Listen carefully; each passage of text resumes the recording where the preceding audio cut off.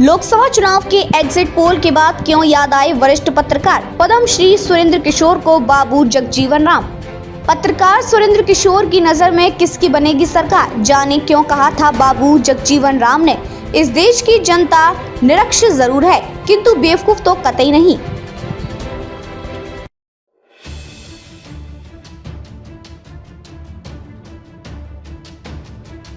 देश में लोकसभा चुनाव संपन्न हो गए हैं। 4 तारीख को मतगणना है। इस बीच एग्जिट पोल पर राजनीतिक चर्चा जारी है। एग्जिट पोल में एक बार फिर से देश में मोदी सरकार बनते दिख रही है। हालांकि इंडिया गठबंधन वालों ने संभावित परिणाम को सिरे से खारिज कर दिया है। इधर बिहार के जाने माने पत्रकार और पद्मश्री से सम्मानित सुरेंद्र किशोर ने कहा कि बाबू जगजीवन राम ने कभी ठीक ही कहा था कि देश की जनता निरक्षर जरूर है किंतु बेवकूफ तो कतई नहीं।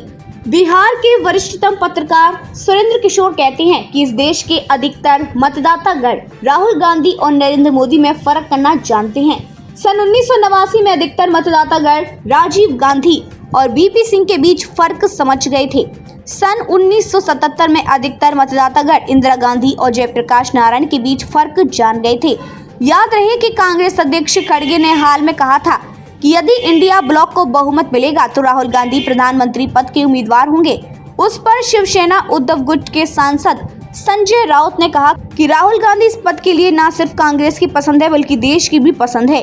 याद रहे कि जब इंडिया गठबंधन ने नीतीश कुमार को प्रधानमंत्री पद का भावी उम्मीदवार नहीं बनाया तो उसी समय यह स्पष्ट हो गया था कि कांग्रेस की नजर में राहुल गांधी हैं। उसके बाद तो अधिकतर जनता को भी ये बात समझ में आ गई कि उसे मोदी और राहुल के बीच चुनना है। फिर तो अधिकतर जनता को समझ में आ गया कि किसे वोट देना है। वे आगे लिखते हैं, 1971 के बांग्लादेश युद्ध में विजय की पृष्ठभूमि में आंध्र प्रदेश के एक कांग्रेसी सदस्य ने संसद में कहा कि प्रधानमंत्री इंदिरा गांधी दुर्गा हैं, यानी दुर्गा की अवतार हैं। उस सांसद की इस युक्ति को तब के गोदी मीडिया ने वाजपेयी के मुंह में डालकर छाप दिया। उसके बाद वाजपेयी जी लोकसभा के स्पीकर ढिल्लो साहब से खंडन करने की विनती करते रह गए, पर स्पीकर ने अटल जी की एक ना सुनी।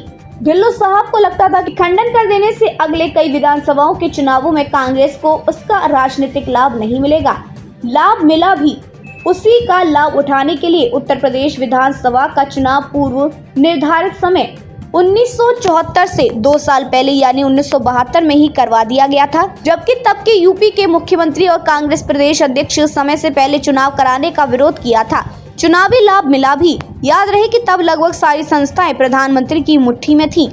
सुरेंद्र किशोर ने आगे लिखा कि इमरजेंसी के दौर में कांग्रेस के राष्ट्रीय अध्यक्ष DK बरुआ ने नारा दिया, Indira is India and India is Indira, यानी उनके अनुसार दोनों शब्द पर्यायवाची हैं। बरुआ जी यही तो कह रहे थे। इस बड़बोलापन और ऐसे ही अतिवाद का नतीजा हुआ है कि 1977 के लोकसभा चुनाव में कांग्रेस पार्टी केंद्र की सत्ता से बाहर हो गई। यही नहीं, इंदिरा और संजय दोनों लोकसभा चुनाव हार गए।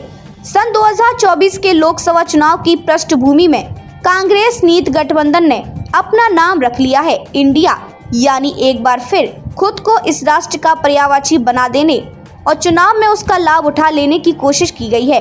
एग्जिट पोल के नतीजे इंडिया गठबंधन खासकर कांग्रेस के लिए अपकशुन के संकेत दे रहे हैं। ठीक ही कहा गया है कि जो इतिहास से नहीं सीखता वह उसे दोहराने को अभिशप्त होता है।